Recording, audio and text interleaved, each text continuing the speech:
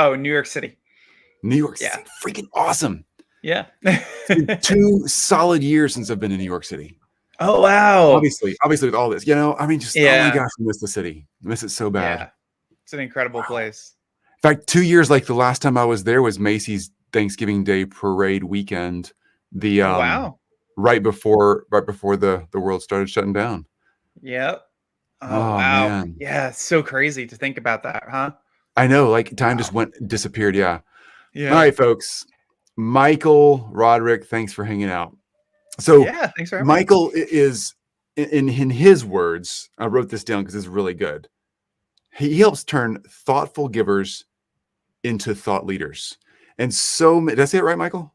Yes, indeed. I'm You did. careful with this because Michael is like the best person at copy ever. And when you're hanging out as somebody like me who can't even spell their name right, like you want to get it right. So the reason I got Michael on here today, and Michael, thanks for hanging out, is because we're really working on this concept here in this community a lot about what I have on the screen, how to get people to talk about you when you're not in the room. Like, how do you make yourself highly referable? Because there's so many lead gen processes out there that we all have purchased in the past. They're like some good, some bad, some that take way too much time, some that are way too expensive. But a lot of times, a lot of things you can do right inside your own headspace and then right inside the front door of your brand that make you attractive and referable, both to getting on other shows, to getting clients, to getting into groups of clients. I mean, just so many opportunities. So Michael, dude, like, thank you for letting us pick your brain for 30 minutes. Of course. Happy to be here. So first up, give us a kind of an idea and overview of like, what is this whole concept of like, not just how to get a refer, ask somebody for a referral, but like making yourself referable even when you're not like in that space. Yeah. So I want to talk first about sort of a misconception that comes up quite a bit. And the misconception is that the idea of us basically getting referrals and having opportunities sort of come to us always starts from this aspect of like, go out and build a network. Right? Like go out, like meet people, develop the connections, and then show value and then leverage reciprocity. And that's how it's all supposed to work. Right. Mm-hmm. And the problem is the second that you decide that you are going to basically like put all of your faith in the outside world and be like, okay, well, maybe something's going to come back, you give up all of your power. So what I see happen is that people spend all of their time at the very beginning of a process, especially if they're trying to go out to an audience that they don't know, saying, okay, I'm going to build as many relationships as possible first. And what I actually recommend is that you don't start with the connections. You start with your concept.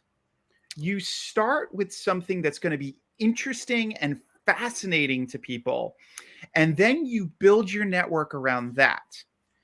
Because if people have something to talk about when they're making introductions, when they're connecting you, when they're supporting you, when you're setting up meetings, if there is something that they know about that you've already taken the time to package, then you're going to have a much easier time on all of the whole other side of this.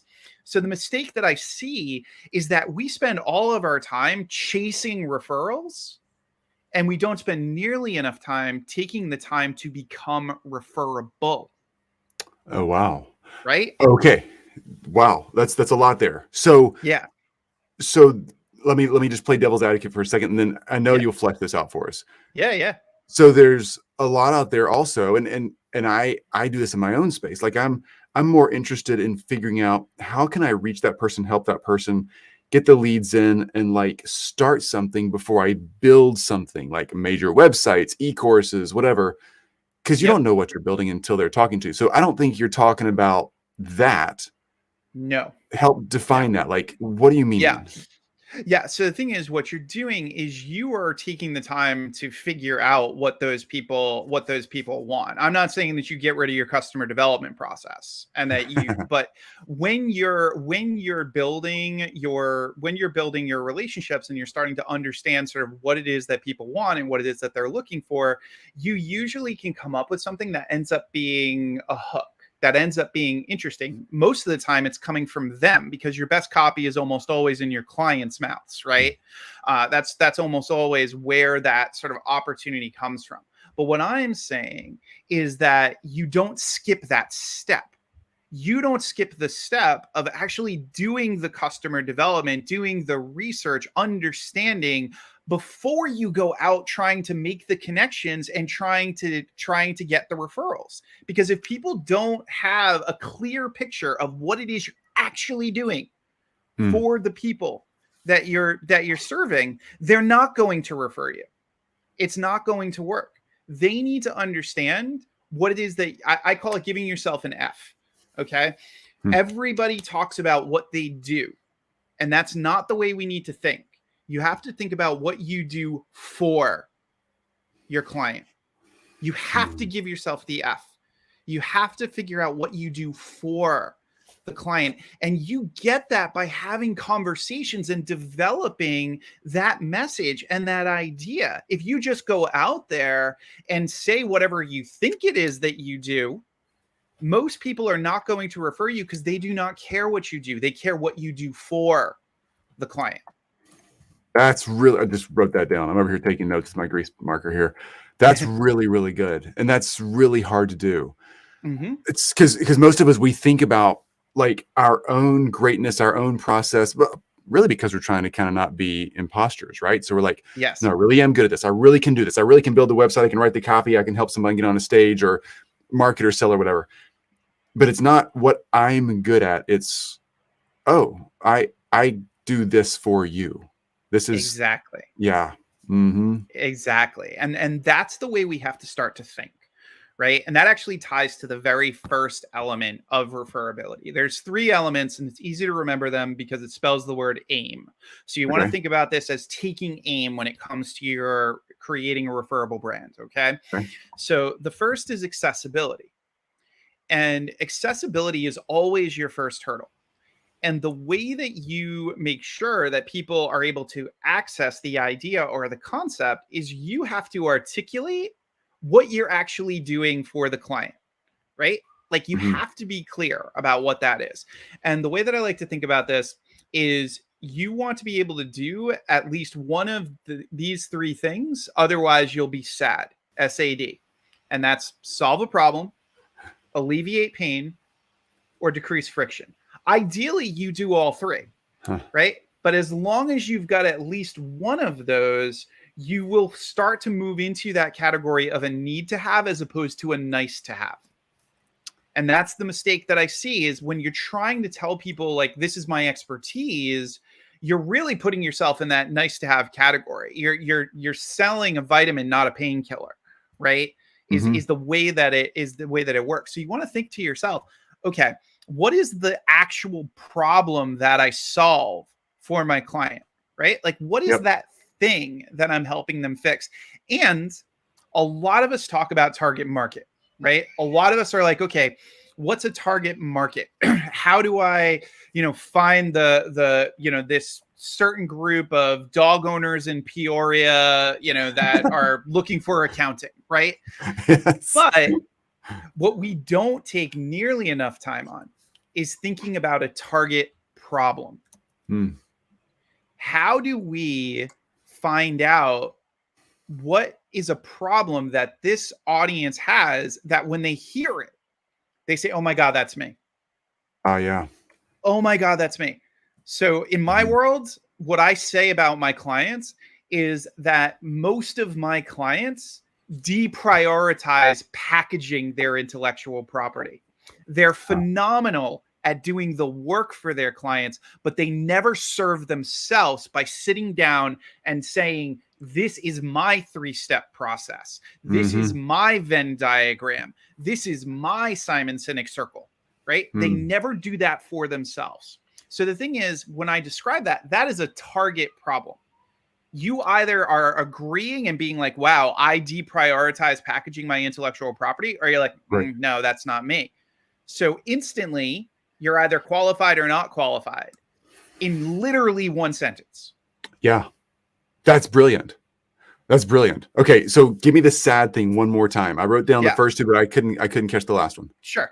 solve a problem, Okay. alleviate pain, Mm-hmm. or decrease friction. Okay. And Got that it. last one is really important because all of us have friction in our business. All of us have moments where it's like, this feels too hard or this takes too long. So if you take the time to think about how does what I do decrease the friction in this process? How do I make it so that I'm kind of greasing the wheels Mm-hmm. for the client? You're going to have a much, much more compelling idea and a much, much more compelling concept. Ooh, I love that. And man, that's so true. And it's so hard for us to listen through our prospects' ears or see through their eyes. But when I'm constantly, you know how once you kind of get into marketing for a while, you're like learn. And then I don't know, as a couple of years into it, eventually you like all of a sudden tip over into this where you're not learning about what's going on in this marketing pitch anymore. You're like experiencing it as the person being spoken to. While you're looking at yourself from the outside and saying, that's why that just caught your attention there, buddy. Write that down. And this sad thing, solve a problem, alleviate pain. The messages that reach me are not when I hear, oh, you're so-and-so and you're great at this. But you're right, when they call me out and say, you feeling this? Well, yeah, I'm feeling that. I got to feel it, you know? Exactly. Huh. Exactly.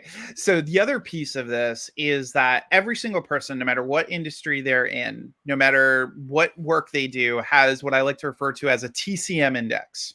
Okay. And that's an index of time, connections, and money.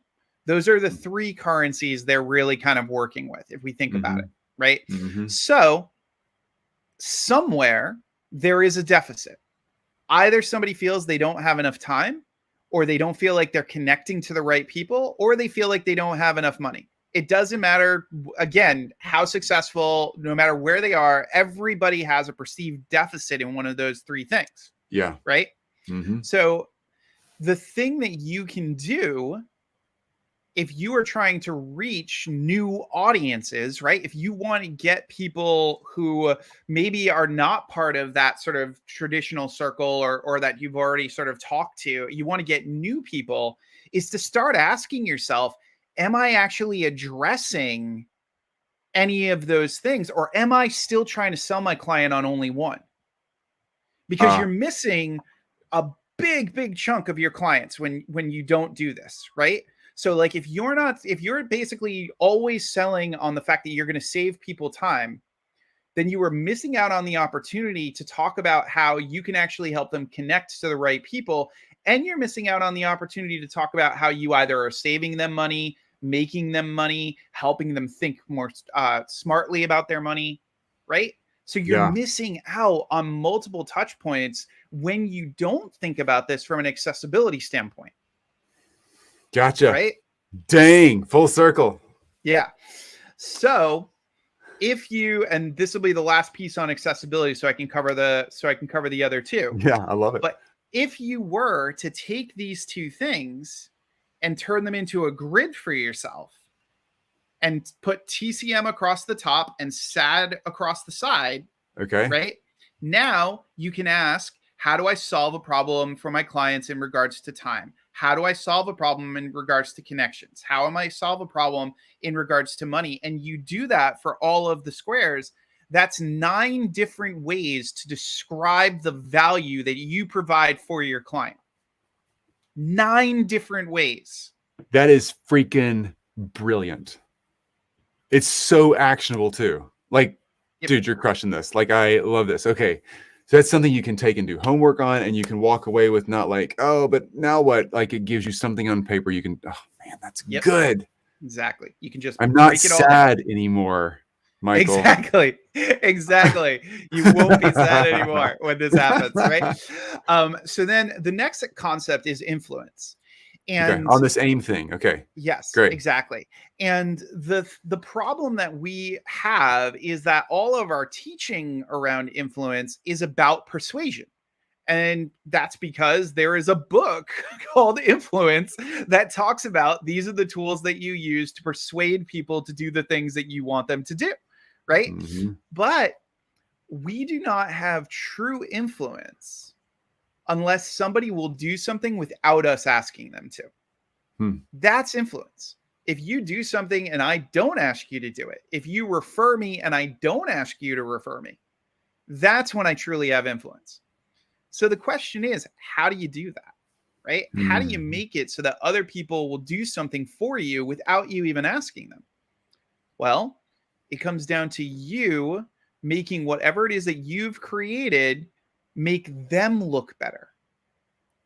It has to make them look good when they share it. If it doesn't make them look good when they share it, they're not going to share it, because sharing is all about reputation. It's all about, how am I showcasing to my network that I know of something, or know of something that's useful for everybody else, right? How am I showing that I have additional value to offer? And that's at the heart of a referral, right? At the heart of a referral, we say to somebody, you need to hire this person because they will make your life better. So if we nail the accessibility piece and we already understand what it is that we're actually doing for the client, and the other person gets that target problem, is like, oh yeah, they hear it from their friend, they look better when they share that idea, when they share that concept. And what I just did back at the beginning of this, right, where we did the jargon grid, right, is I gave you what I like to refer to as a magic trick. And a magic trick is one of the most powerful tools of influence that you have. And here's how it works. If you've ever been to a party and you've seen a magician, every magician has at least one trick that they can show you exactly how they do the trick. They can show you how they made the card disappear behind their hand. They can show you how they made the salt shaker go through the table. Whatever it is, they will show you exactly how they do the trick. Okay. And what is the very next thing that you do? You try it? Go to a party, right? And you try to show people you look like an idiot. Right? Well, it depends, right? Like you learn it, you learn it, you figure it out, hopefully. But even if you did it like poorly. But right? I'm trying to I got a new skill. I can level up at the party because Exactly. So the thing is, when somebody then goes and draws the jargon grid and somebody asks, where did you find that? Where did you learn that? That refers back to this conversation. And I hope they say Chris Williams, not Michael Roderick. I mean, I know. Obviously it's your idea, know? Yeah. But the thing is, even if they don't mention me, right? Like, even if I don't sort of come, this interview will be the thing that they go to, right? So they'll go back to this interview and they'll find it. And the people that want to find me will find me, right? Yeah. But the thing is, like, all of us, we need to think about, what are we creating? What are we building that makes other people look good? Because if we're not building something like that, it's not going to refer back to us. We're not going to get nearly as many referrals. We're not going to get nearly as many people talking about us when we're not there, because people are going to share what's going to make them look good. So for real, good advice. Michael, I know you got another point to cover. And by the way, welcome, folks. You guys are watching. You're obviously always welcome to ask questions live when we got somebody here. Michael, I maybe have listened to a handful of interviews I've done over the past years. And I'm talking hundreds of interviews. I promise you I'm going back to listen. Like, you're like dropping, not just, that's a good idea, but you're like giving me stuff to do. Thank you. Oh, of course. Well so thank you. And that's the thing, right? Like, a lot of the stuff that is put out there, especially in thought leadership, is inspirational, but it's not actionable, right? So ideally, if you want to move more into that thought leadership space and you actually want people to share your ideas, you've got to give them something actionable, because if they're not doing something after you talk, if they're not bringing something with them, then you're probably not going to have a lot of people referring back to the talk or the presentation or the interview or whatever the scenario is. So, and that ties to the last piece of this, which is memory. And the fact of the matter is, you could have accessibility down, you could have influence down, you could be doing really, really great things in the world. But somebody who is not doing nearly as much as you are, somebody who is doing the bare minimum in some cases, can still defeat you if they have one thing. the way to make it memorable. Hmm. So if other people remember somebody else's thing, your thing could be the best, but if they remember somebody else's thing, you still lose. Boy, you're right. Right? It's like, So true. it's what do we remember? That's what matters most, right? Like that's what just pulls it all together. So the way I like to think about this is if you want people to remember you more, you focus on less. And that's language, emotion, simplicity, and structure. So I'll start with language. The reason why most of us know who Shakespeare is and only English majors know who Christopher Marlowe is that Shakespeare added new words to the English language. If you actually go to the dictionary, there are words that are there because they were originally coined in Shakespearean text. Oh. Now, imagine you're out and about and you're talking to people and they use a new word. And you ask, where did you learn that word? Well, now you're going back to go and seeing a Shakespeare play, right? You're going back and saying, like, where I want to learn that word too. I want to know about it. So the thing is, most of the time, we don't come up with our own words or our own ways of saying things. We kind of pull from other people or we pull from other things that, you know, that we've seen. And as a result, we don't have any piece of mental real estate with the people that we meet. But the second that we do, the second that we create that idea or that concept, we give them some kind of language. Now they go and they use it all the time. And this is why there are Star Trek conventions where people speak Klingon, where people actually spent the time to learn how to speak this fake language. Right? Love that. And are like experts in it. Right? Yeah. And that's the thing that we often forget. And if you run a community, this is like one of the most important elements, right? Basically, people use language in a community to basically be like, this is who we are. This is us. Right? Yeah. Right? This is who we are. This is what we're all about. So if you get that language piece down, you start developing your own words and your own ideas, you know, it basically will sort of change sort of everything for you. Right? And all of a sudden, people will start using your language, using your words. So the next one is emotion. And emotion solidifies memory. And that's the way our primitive brain just sort of operated, right? So like when we were in the wild, if we were attacked and we were in a heightened state of emotion, we had to remember, where was I attacked?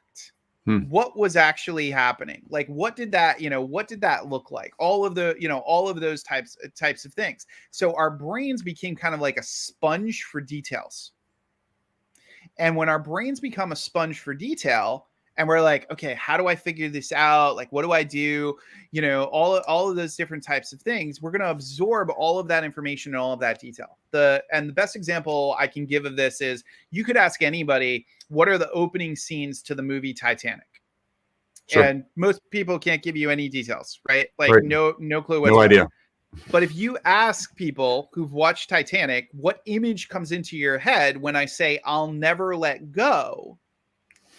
Most people can give you an image. Why? Yeah. Because it is one of the most heightened parts of the emotional parts of the film. So you want to think about, how am I tapping into the emotion so that that memory is triggered, right? And that people are like, okay, yes, I get this. I see this. I notice this, right? So then let's say you get language down, you get emotion. Well, simplicity is next. And academics for all time have always rewarded complexity. We've always been rewarded by using the biggest words, by writing the biggest papers. So a lot of the time we go out into the world and we try to be overly complex, right? Like we try to show people, well, I'm so smart because I'm using these big words, or I'm so accomplished because I know all of this stuff about my industry. But the memory rewards simplicity, because our brains can only hold so much information. So if I am going to the grocery store and you say, here's 4 things to pick up, I can probably carry that in my memory and go and get your 4 things. But if you say, here's 32 things I want you to pick up, you're not getting your groceries. No way. Not happening, right?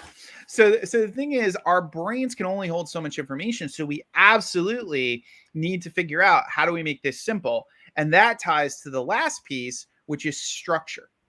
And our brains need order in order to process information.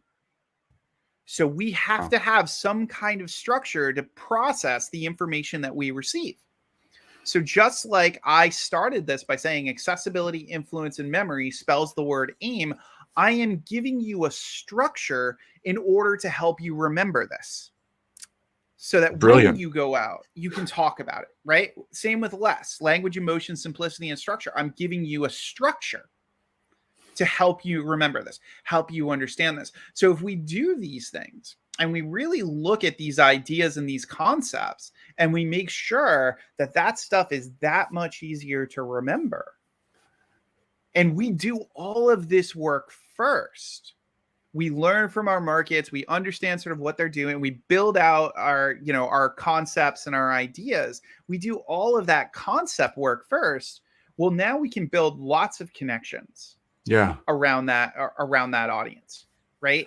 And a lot of people will want to refer and talk about us and have conversations and sort of go in, you know, in that direction with us. And it'll be so much more effective if we take the time to do this first, and we'll tap into the parts of the market that don't even know about us yet, right? And that's the thing. Like when we explore this, when we explore all of these variables, we're actually starting to identify other areas of service that we can provide, markets that we can tap. There's so much that can happen when we take the time to go through a process like this. Okay, this is freaking genius amazing. I have one more question for you if I have time. Sure. Yeah, okay. Of course. It's about making this really, really practical. But first, let me just say this. If you want to find out more about Michael, go to myreferabilityrater.com. I just went there a few minutes ago, and Michael has this cool website set up that like lets you fill in the blanks and figure out how referable you and your brand actually are. Like super brilliant. Love the idea. Myreferabilityrater, rater.com. Got on the screen there, and we'll pop it in the show notes for you folks who are just listening. Now, about this less thing, Michael, for most of us, I'm sure you included, less is so hard to accomplish because when you take someone through a branding process, a way to get them from being a thoughtful giver to a thought leader and getting recognized and getting clients and getting people on their calendar, all that stuff, when you go through that process, you know, and I know there's a lot of steps there. Yeah. So, and for everybody listening and watching, we all have a bazillion steps in our model. If it's a done for you or a coaching service or whatever, how do you bring that down to something so simple where you can say this simple thing represents what I do, even though it's not everything in the barn? Yeah. So you've got to think about you have a whole sort of toolkit, right? That I got a tool shed. It's a freaking, it's Lowe's, it's Home Depot. Yeah. So what I like to say is that the thing that you want to do is you want to focus on your if and not your why. And basically this is how this works. Most entrepreneurs have their why and they understand like why they're doing it. But your if is your innovative framework. It's your way of explaining how you see the world. It's your way of explaining what your process is in a very, very succinct way. So you're actually not sharing any of the tools, or maybe you might be sharing like a handful of the tools within your innovative framework. But really, you're just saying this comes first, this comes second, this comes third, right? If that's the, you know, if that's the journey, even if you have 15 steps to your process, there is nothing that says you can't be like, this comes first and there's 5 phases of this. This comes second and there's 5 phases of this. This comes third and there's 5 phases of this, right? There's nothing that says you can't do that. So the thing is like that initial stage, if you're trying to get somebody to buy into the idea of doing the work, especially if it's long-term work, you've got to say, here are the phases, and you can't overwhelm them with phases. So 2-3 phases tops. Like I would not worry about all of the other elements because you've got all the tools. Just tell them like, this is what we usually need to start with. Once we accomplish this, this is kind of the middle ground that we're in. And then this is how this wraps up, or this is how we, continue to scale or sort of go from here. Mm-hmm. That's good advice. That really is. I love that framework model, folks, because all of us have, again, so many tools in the tool shed, toolbox, or the entire hardware store you own. And it is really easy to say, like Lowe's or Home Depot, they're all about just home improvement. Yep. They don't have to say we're about plumbing and lumber and roofing and electrical, because that's not my problem this weekend when I'm doing something in my house. Exactly. I just need a new gasket for the toilet, Yeah. Are you about plumbing? Yeah. So yeah, I mean, that's really nice. Michael, like, for real, really, really good info. Is there any last parting words you want to leave us with? Yeah. The thing that I always like to say is that you can't underestimate the significance of making other people feel significant. So all of your work, everything that you're doing, if you want to be more referable, if you want to have more opportunities, you always have to look at this aspect of, how am I making this client, how am I making this other person in the interaction feel significant? How am I giving them something that makes them look good? And we spend far too much time trying to make ourselves feel significant, trying to show our significance, when really we want to take the time to figure out, how do I make other people look cool? How does this work make them look good? And if you really start seeing things through that lens, it's going to be much, much easier for you to come up with the language that's going to interest them and that's going to attract them, because it's all about them.